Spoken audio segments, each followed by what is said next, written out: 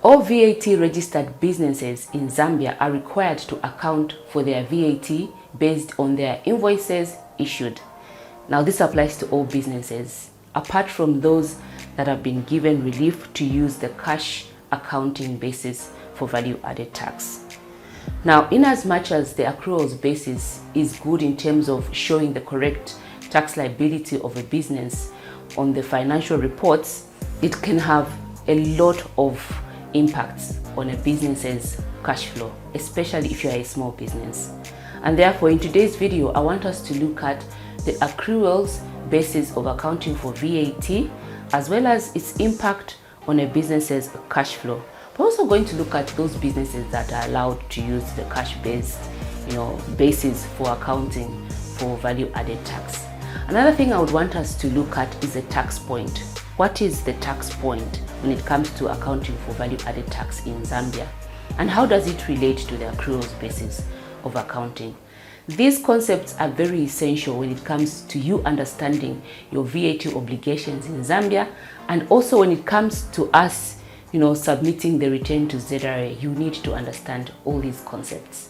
Now, before we get started, I would like to thank my subscribers, all of you that are watching today. Thank you so much for subscribing to my channel.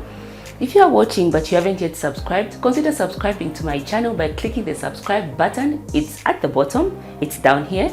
Click subscribe right now. Now, let's get started.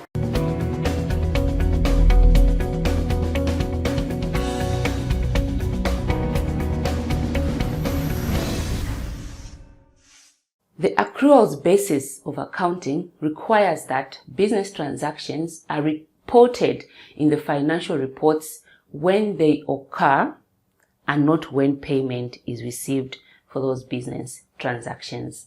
It is an accounting concept. It's a very, very commonly used accounting concept. Now, what this means for VAT is that when a transaction occurs, that is a taxable transaction, VAT is supposed to be recorded at that point or at that time when that transaction occurs in the accounts, and not wait for payment to be received for you to record that transaction. So, for example, if you made a sale to one of your customers on the 29th of December, and you agreed with that customer that they are going to pay you on the 25th of January, according to the accruals or invoice-based basis of accounting for VAT, you are supposed to report that transaction as having occurred on the 29th of December and not when your client pays you on the 25th of January. As you can see, there's a timing difference. You are required to report the value-added tax as occurred in December and report it in the December tax return, and you're also required to pay for that VAT when it's due on the 18th. According to the Zambian laws, VAT is due, the payment for value-added tax is due on the 18th. Both the return as well as the payment online is due on the 18th. So, in as much as your client is going to pay you on the 25th of January, you are still required to pay ZRA on the 18th, but report that transaction as occurred in December. These are very important distinctions that you need to understand when it comes to accounting for value-added tax.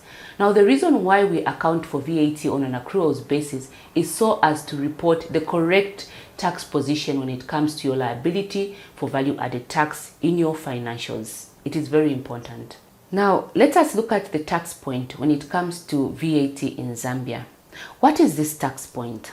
According to the Zambian tax laws, the tax point in Zambia refers to the time when goods or services are deemed to have taken place. This can occur at different stages along the supply chain. It can occur when goods are dispatched, when an invoice is issued, or when payment is received, or the earlier of these three. And this is what triggers when the VAT must be accounted for, in which period the VAT must be accounted for, and when it is due for payment to ZRA.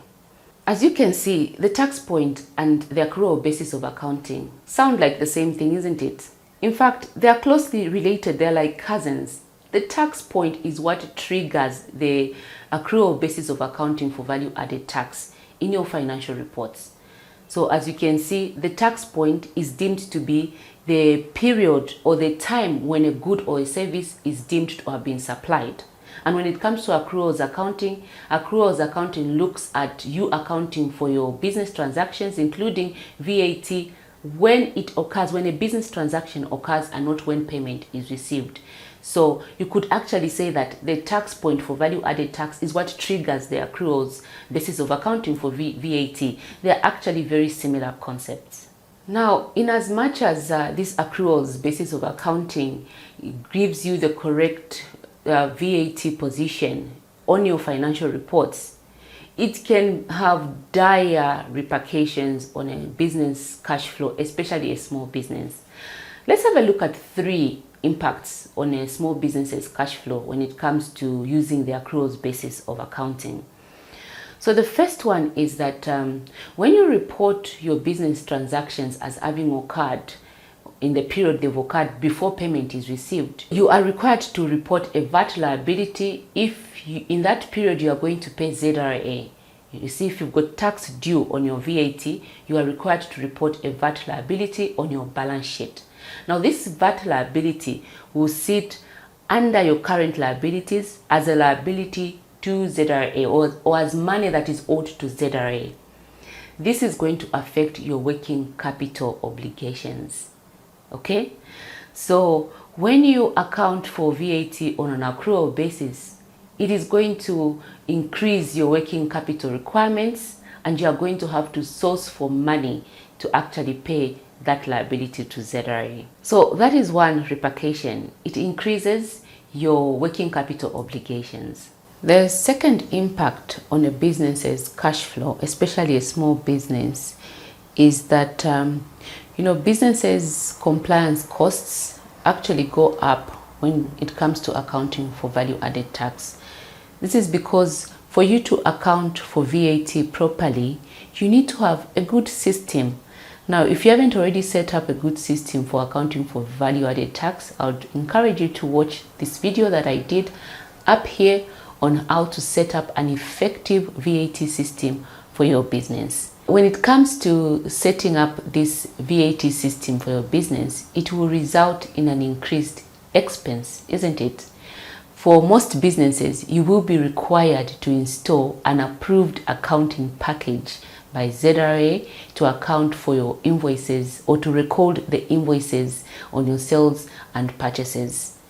And you might also need to recruit an accountant who knows how to utilize this accounting system. So compliance costs go up. As a result, this reduces your cash flow as well. So this is another big impact on a small business's cash flow. It is the increase in the compliance costs with the ZRA requirements. Let's also just talk about the proper record keeping. For you to be able to account for VAT properly, you need to keep good records of your sales invoices as well as purchases, invoices, receipts, and credit notes. And to do that efficiently, you need to have good systems in place as well as human resource. So compliance costs are another negative effect on a small business's cash flow. Now, you will know that VAT is paid on a monthly basis, regardless of when payment is received. As long as the transaction has occurred, you report it in that period and you make payment on the 18th of the following month. This can have dire cash flow repercussions. You need to find money from somewhere else, from your other sales, in order for you to meet these payments for value-added tax, without which you will be penalized, by the way, if you don't pay for ZRA when it is due on the 18th. Sometimes a business might be in a refund position where they are allowed to claim back their value-added tax. This is because their input VAT may have been more than their output VAT, and therefore they are in a claimable position. Now, if a business is in this position, it will definitely lessen the pressure on their cash flow if they are able to get a refund from ZRA. However, we all know that it's not easy to get a refund from ZRA. It can take quite a lot of time for a business to be refunded their value-added tax from ZRA. And this also results in extra cash flow stresses on a small business's financials. You see, to get a refund from ZRA, you need to have kept your records in good order, because ZRA, before giving you the refund, will carry out an audit of your VAT refund, and they will come back to your records, your invoices, your credit notes, and all of these documentations, including your bank statements. So if you are a business that naturally is in a claimable or refundable position, you need to make sure that your documents are in proper place, so that when ZRA carries out an audit for you, it is quicker and you're able to get your refund within the stipulated timeline. So these three are the repercussions of or the consequences, or how a business cash flow is really impacted. And so businesses that are registered for VAT are required, it's just important for you to be aware of the accruals basis of accounting and its repercussions on your cash flow.